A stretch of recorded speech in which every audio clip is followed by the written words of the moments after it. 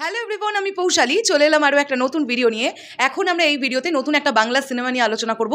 সিনেমাটা নিয়ে তো কথা হবেই, তার সঙ্গে সঙ্গে সিনেমাটার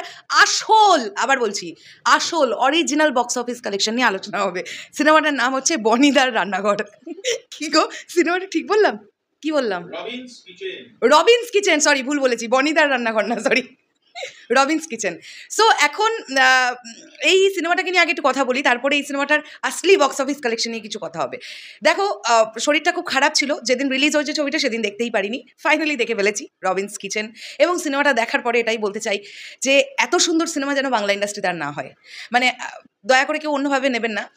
আমি একটা জিনিস ফিল করলাম যে বনিদার আর মানে লোকে নিচ্ছে না বনিদাকে। মানে আমি জানি না বনিদা কেন বড় পর্দার ছবি করছেন। আমি অরিত্রর, মানে আমাদের অরিত্রস জ্ঞান, অরিত্রর একটা ভিডিও দেখছিলাম। সেখানে অরিত্র খুব সুন্দরভাবে বলল, এবং এটা খুব সিরিয়াস কথা, যে বনিদা কিন্তু ধারাবাহিক করতে পারেন।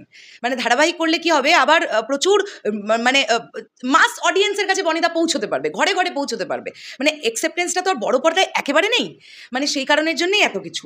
এবার এই সিনেমাটাকে নতুন করে নিয়ে কী বলবো বলুন, যারা দেখেননি তাদের উদ্দেশ্যে বলি। এখানে বনি সেনগুপ্ত একটি কিচেন খুলবে, এবং সেই কিচেনটার নাম হচ্ছে রবিনস কিচেন। আর সেই রবিনস কিচেনে কাজ করতে আসবে প্রিয়াঙ্কা সরকার। তারপরে কি হবে, মানে কিচেনটা সুন্দর চলতে থাকবে, তারপরে গল্পটা কিভাবে এগোবে এর থেকে বেশি জানতে গেলে আপনাদের রবিনস কিচেন দেখতে হবে। সিনেমাটা নিয়ে কোনো পজিটিভ দিক নেই, আমার কিচ্ছু পজিটিভ নেই। শুধু একটা ছোট্ট পজিটিভ দিক হচ্ছে প্রিয়াঙ্কা সরকারের কিছু কিছু জায়গার অ্যাক্টিং ভালো, বাদবাকি একদম আর কিচ্ছু পজিটিভ দিক নেই। সো আমি রিভিউটার এর থেকে বাড়াতে পারলাম না। এবারে আমি আসল বক্স অফিস কালেকশন নিয়ে কথা বলবো। আমি বুঝতে পারি না যে আমাদের ফেলো রিভিউয়ারদের এত মিথ্যে কথা বলার কিভাবে মানে তাদের সাহস হয়। তারা কেন বলেছে যে এই সিনেমাটা মাল্টিপ্লেক্স থেকে প্রথম সপ্তাহে 2000 টাকার কালেকশন করেছে? এই সিনেমাটা মাল্টিপ্লেক্স থেকে 3000 টাকার ওপর কালেকশন করেছে। এটা কে জানাচ্ছেন জানেন? প্রযোজকের ওপরে তো কিছু হতে পারে না। এই ছবির যিনি প্রযোজক, তিনি পার্টিকুলার একটি নিউজ পোর্টালকে জানিয়েছেন যে এই ছবিটার মাল্টিপ্লেক্স কালেকশন প্রথম 7 দিনে হয়েছে 3000 টাকার ওপরে। ঠিক আছে, তাহলে আমরা 3000 টাকার একদম লাস্ট মোমেন্টটাতে চলে যাচ্ছি। 3999, 3999 ফর 7 ডেজ এই ছবিটার মাল্টিপ্লেক্সের কালেকশন 3999। কেন 2000 বলছেন আপনারা?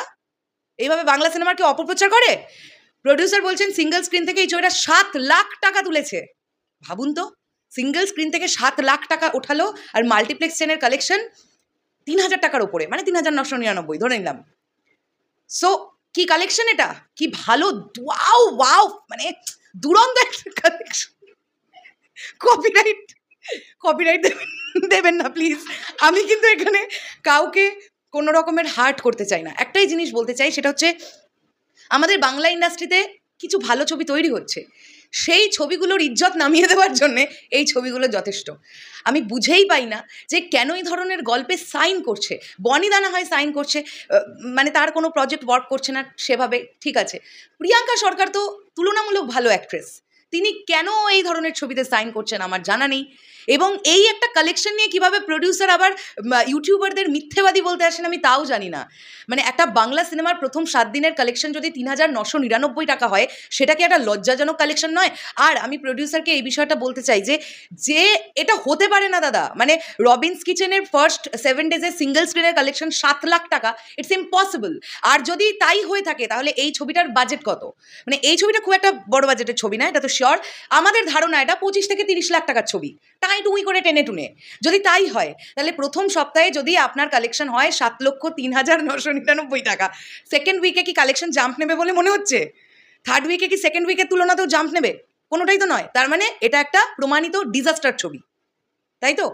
আমার খারাপ লাগে প্রযোজকদের জন্যে। মানে এই যে ধরুন, এই যে প্রযোজক তিনি বলছেন, তিনি যে তার যুক্তি দিচ্ছেন যে কেন মিথ্যে বক্স অফিস কালেকশন প্রচার করা হয়েছে, উনিও কিন্তু জানেন যে উনি কাঁতে পড়ে গেছেন। একটা ছবি প্রডিউস করে ফেলেছেন, টাকাটা লাগিয়ে ফেলেছেন, ব্যাস টাকা এখন তুলতে হরিবোল হয়ে যাবে।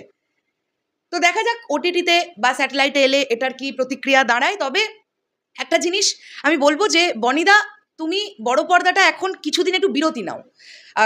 খাদান একটা বিগেস্ট প্রজেক্ট ছিল, যদি তুমি ওটাকে না করতে। খাদান একটা এমন প্রজেক্ট ছিল যেটা নিয়ে প্রচুর আলোচনা হতো, অ্যান্ড তোমার চরিত্রটা তুমি ঠিকঠাক পোর্ট্রে করতে পারলে লোকে তোমাকে নিয়েও আলোচনা করতো। কিন্তু তুমি বলেছো যে তুমি রোম্যান্টিক হিরো, তাই তুমি নেগেটিভ শেডের ক্যারেক্টার করতে চাও না বলে খাদান তুমি ছেড়ে দিয়েছো।